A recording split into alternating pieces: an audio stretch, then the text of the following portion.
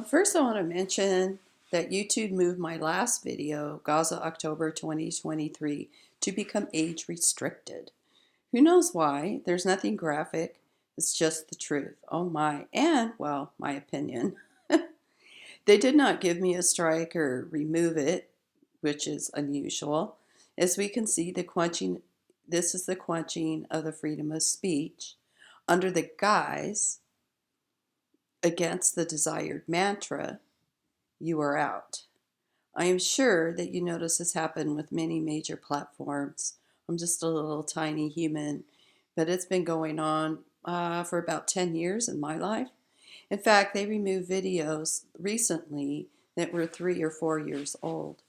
This only reflects the change of acceptance in the four social contexts, and this represents the falsely represented social societal dogma in the socially accepted context of, well, almost any topic.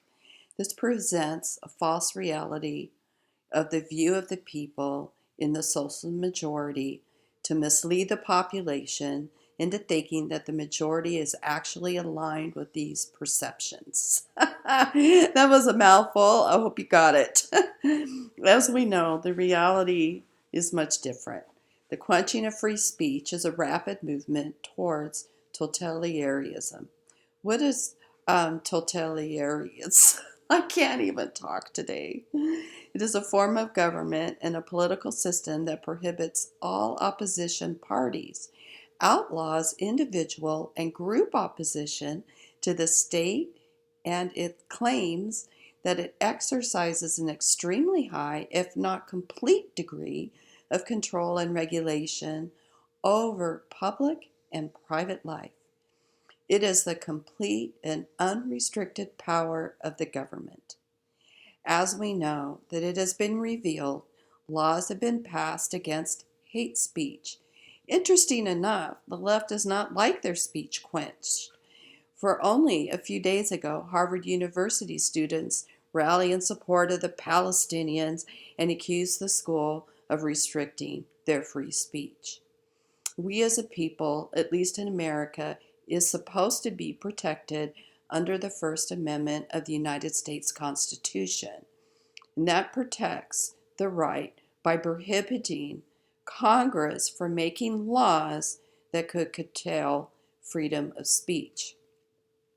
On October 20th, 2023, the Washington Post article stated the Supreme Court on Friday temporarily allowed the Biden administration to continue its efforts to get social media companies to remove posts.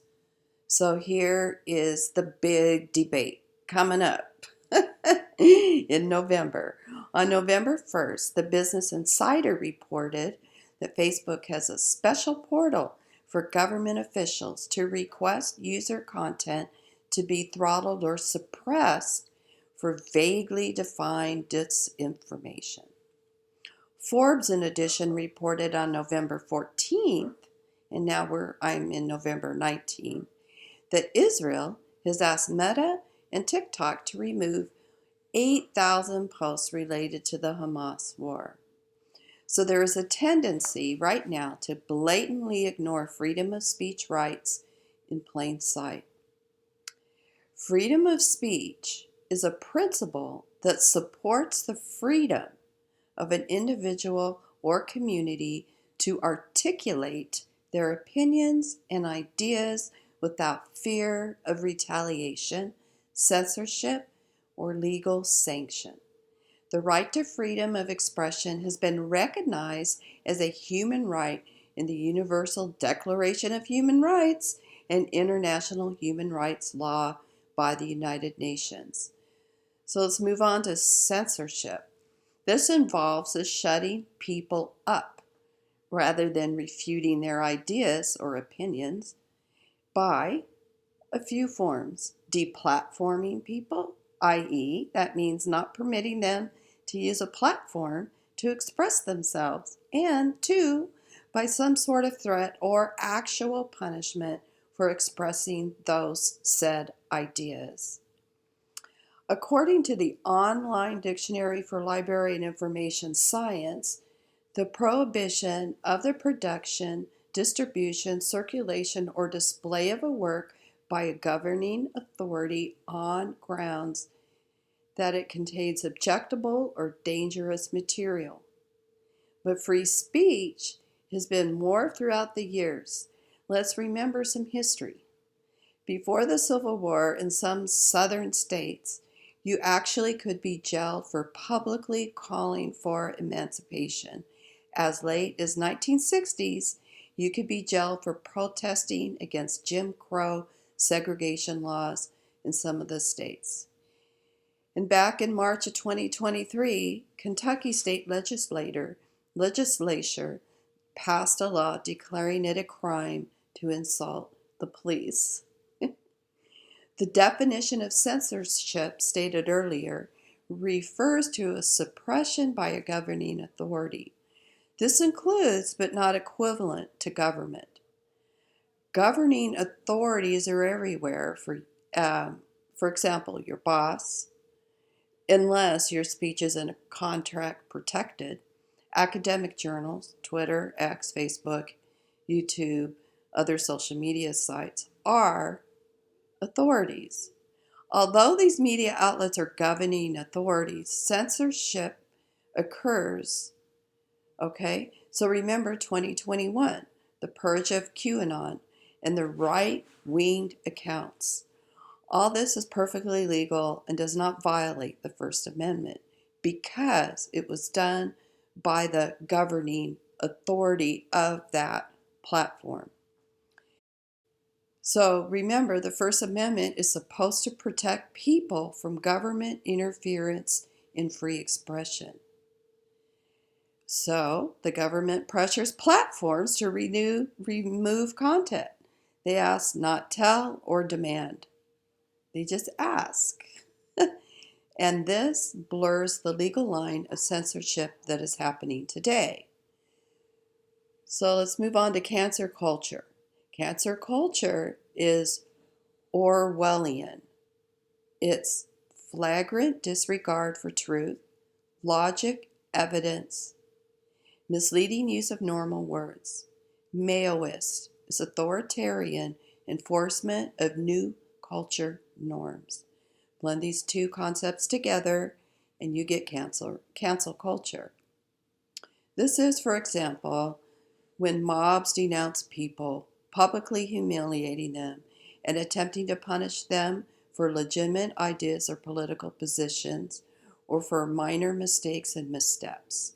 When the attacks are encouraged, they so often blatantly lie and flagrantly disregard facts and engage in gaslighting their victims, who often do not understand what is happening until it is too late. People have actually been fired or attacked for arguing that there were benefits to colonialism, for being anti-racist but not anti-racist enough, or for showing up through peaceful protests. Here is a short list of some things that have occurred. New York University cafeteria employees fired after preparing a menu in honor of Black History Month that was deemed racially insensitive. Number 2, a yoga studio that was so woke that they had a gender-neutral bathrooms and person of color yoga nights where white friends and allies were asked to respectfully refrain from attending. It is closed down due to racial accusations. Number 3, a woman posts a Facebook video explaining why she doesn't support BLM. She not only lost her job due to a deliberate campaign to have her fired, but continued to be targeted afterwards and ended up having her GoFundMe fundraiser removed. A Palestinian business called the Holy Land Brand is totally wrecked because of some ugly tweets his daughter wrote over 7 years ago. A high school teacher fired for admitting that he is against abortion, and the list goes on. Back in September, the United States government may have coerced the social media companies to violate its citizens' First Amendment rights by blocking content and misinformation with the big C. An appeals court has ruled against Biden administration for contact with social media companies. The line is thin. Misinformation, depending on whose viewpoint of encouraging violence, etc., the government may not coerce or significantly encourage a social media company to such a degree that the choice really becomes that of the government. But the final ruling is the government is allowed to talk to the platforms, but blocks them from requesting to remove the content. Yeah, go figure. However, we know that recently it has been discovered in the Fifth Circuit Court that one White House official told a social media platform to take down a post ASAP. Another official told a platform to remove an account immediately, adding that he could not stress the degree to which this needs to be resolved. Joe Biden himself claimed that these platforms were killing people by not taking steps to censor certain ideas. Yet another tactic aimed at coercing Facebook is to stifle speech. But the posts flagged by the government officials to be censored were not exclusively about the big C. Now the Supreme Court will review cases to define the role of social media in society. It goes on and on and on. The question is the obvious and should not take a judge to figure it out. But the question is, when a public official blocks someone from their social media page, does that violate the Constitution's First Amendment?